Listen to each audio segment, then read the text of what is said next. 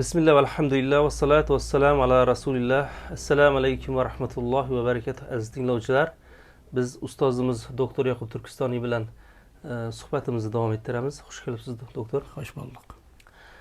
Ustoz, bugun iymon haqida gaplashsak. Iymon o'zi nima? Iymon qanday kasb qilinadi va iymonni qanday his qilamiz? Bu bir nechta savoldan iborat. Birinchi savolimiz inshaalloh shu haqida bo'ladi. Kalan devam etimiz. Elhamdülillah ve salatu ve selamu ala Resulihi ve men vala ve ba'd. Hakikaten bu anca muhim sual. Bugün günde şu iman azizleşip acayip bir peytte adam yüzünün nimelikini bilmeye kaldığın bir nimede. Bunun biz uykumuzunu açıp hakiki Allah Teala deydi. Aminu kema amenen nas. Ya eyyühellezine amenu aminu billah deydi. Münafıklar gibi biz sahabelerdik iman eytanlar desek enu'minu kema amena sufaha degende bular. Akılsızlar iman etkendik iman mı degen. Onun için bizge etti ya eyyühellezine amenu aminu. İman ettim degişler iman ettim. Yani doğrusu iman ettim. Hakikaten bununki hakikatini bilip zaten bunu kandak kılganda bir Allah'a yaragıdık mümin bolamız degen deme her bir Müslümanınki kallasını bir uygutiş, çuçtuş gerek bu. İman degen nime desek hem iman degen tasdikinde. Lugaten Yusuf Aleyhisselam'ın karındaşı degen وَمَا أَنْتَ بِمُؤْمِنٍ لَنَا وَلَوْ كُنَّا صَادِقِينَ. Yusuf'unu biz büyürü yap gitti. Biz zibini büyürü deyimiz. Büyürü mü? Büyürü yap gitti dedi. Biz rastçıl bolsak mı? Yalgancılar şu yüzüne rastlıklayıp durdu. Yalgancılar idi. Şimdi bir adam ben vallahi rast yap kıraman dese yalgancı bu.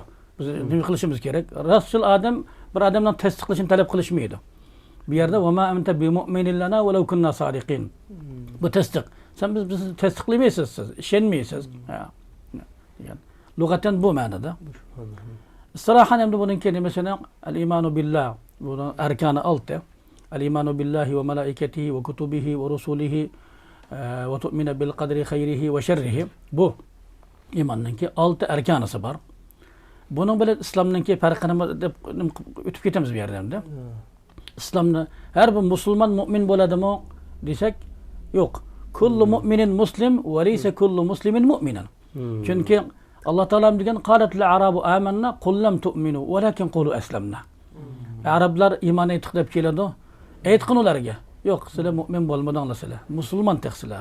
Demek bu iman, hakikatul iman yetallak bil kalb. El iman bil kalb. Bu tasdikun bil kalb. وعمل وإقرار باللسان وعمل بالأركان bunun kelimesi. وأركانه ستة. اصطلاح تعريف سبو مثلا الإيمان لغة التصديق واصطلاحا تصديق بالقلب وعمل بالجوارح وتصديق باللسان. إقرار بالقلب وتصديق باللسان وعمل بالأركان بجوارح. Kalpte ona ikrar kılmak, tilde ifadelemek, onun için azalarda emel kılmak bunu. Namaz okumak, hac kılmak, bütün İslam'ın emellerini kılmak bu. Ana bunun erkanısı bu sitte. Altı rüknüsü bilen. Bunun farkı güya ki İslam zahir emellerge Müslüman buluş bilen münafık Müslüman kere mümin bulmaydı. Yani canını kodap kalalay dünyada bütün bişaret Allah Teala'nın bizge bergen hemmesi iman, takva, ihsan bu üçü buluqluq. İslam'ga yok hiçbir yerde. Vallahu yuhibbul muslimin. İnnallaha ma'al muslimin demedi de. Mümin. Hiçbir yerde innallaha yudkhilul eslemu demek. Amenu. Ne yerde. Vallahu veliyyul mu'minin dedi. Muslimin demedi. Demek zahiri ameller kılışlık bilen bu İslam bo'ladi. Haqiqatan. Mümin bo'lishlik esa qalb bilan bo'lganda qilgan shu zahirdagi amali haqiqiy Alloh taolani iqror qilib e'tibor qilib qalbidan qilsa mu'min bo'ladigan, ammo qalbida shak shubhi qilib nima qilsa zahir musulmon bo'lib munofiqlar shu hukmida qoldi ya bu. Haqiqatan bu chuqur savol. Ikkinchisi kelsak hamda buni qanday his qilamiz bo'ldi ya buni kelimasi. Hakikaten bu juda muhim musulmon nimalar, savollar, sahabeler so'ragan. Biz her zaman so'rashimiz kerak buni. Peygamberimiz mana Cibril'nin hadis Cibril deb mashhur bu. Beynama nahnu julusun inda Rasulullah sallallahu aleyhi ve sellem iz tala aleyna raculun şedidu beyaz thiyab ila ahir hadis. Mel İslam degende aytiblardi. Mel iman degende an tu'mina billahi akhbirni anil iman degende an tu'mina billahi ve melaiketihi deb bo'lgandan keyin Allah Peygamberimiz Sahabeler dedi ki ya Resulallah mel iman degilik. Bir merte eğitip bolgandan keyin yana bularning nimesi tekrar sorgan yok. Ya Resulullah bu imanning barligini biz qanday his qilamiz yani. Biz bu qanday nima qilamiz deganda payg'ambarimiz degan iza sarratka hasanatuka va sa'atka sayyi'atuka fa anta mu'min. Senin bir qilgan yaxshiliging seni xo'sh qilsa, qilib salgan xatoliking seni bir rahatsız bir aram qilsa, sen mu'min. Bir asr bu. Ondan keyin yana Hanzarat ibn Usaydning nimasi bor, qissasi bor. Yani bir xil meningki bu iymonim bormi yo'qmi? Men bir xil bundaq bir nima bo'ldim degan bir xil nimalar kelib qolsa, chunki Abu Hurayra radhiyallohu anhu shundaq nima qilgan. Jaa nasu min ashabi Rasululloh sallallohu alayhi vasallam ya Rasululloh inna najidu fi anfusina ma yata'azam ala ahadina an natakallama bihi aw kama ruwiya al-hadith. Biz ishimizga, qalbimizga shundaq bir şeyler keladi.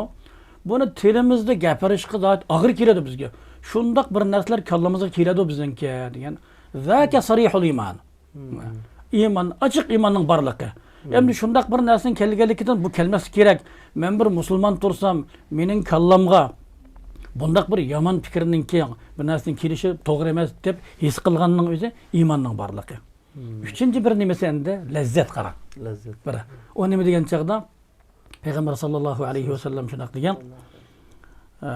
Salasun man kunna fihi faqad wajada halawatal iman degan.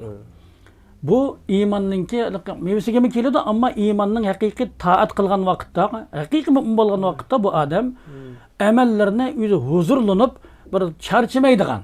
Ya'ni munofiqlar kelsa so'stlik bilan keladi. Bu lazzat bilan cihatga chiqsimi o jannimiga qaramaydi. Chunki jannat oldida. Haj gemansimi charchash, pul ketish nima yo'q. Ro'z tutsimi uning nima yo'q. Tarovihda turadi. Bu lazzat oladi bu odam. Mana bu sarasun man kunna faqad wajada halawatal iman. Bu ayyakun Allahu va rasul ahabba ilayhi mimma siwahuma. Mana bu yerda bunu odam o'zi bir his qilganlik uchun, bir lazzat bo'lganlik uchun Allohninki payg'ambarini hammadan ustun maqomda eng yaxshi ko'rgulik bu odam. Yani kimda shu 3 tanasi topilsa, iymon halovatini his qilgan bo'ladi. His qiladi. Bir holat. Birinchisi Alloh va rasulini hammadan yaxshi ko'rish, ustun ko'rish. Ikkinchisi ayyuhibbal mar'a la yuhibbuhu illa lillah. Bir odamni masalan faqat Alloh rizoti shuni yaxshi ko'rish. Uchinchisi va ayyakrah ay ya'uda ila al-kufri kama yakrah ay yuqdhafa fi an-nar aw kama ruwiya al-hadith. Uchinchisi bu kufrga qaytishni shunday yomon ko'rdiki, o'tga tashilinishni yoqtirmaganga o'xshash. Yomon ko'rganga o'xshash, shunday bo'lsa, bu halovatni his qilgan vaqtda anda mana bu odamda iymonning borligi deydi. Mana shu 3 daqiqa bilan bizda iymonning borligini biz his qila olamiz. Alloh subhanahu va taolo hammamizga muhimroq bir maqomga yetishtirgay Alloh. Va axiru da'vana alhamdulillahi robbil alamin.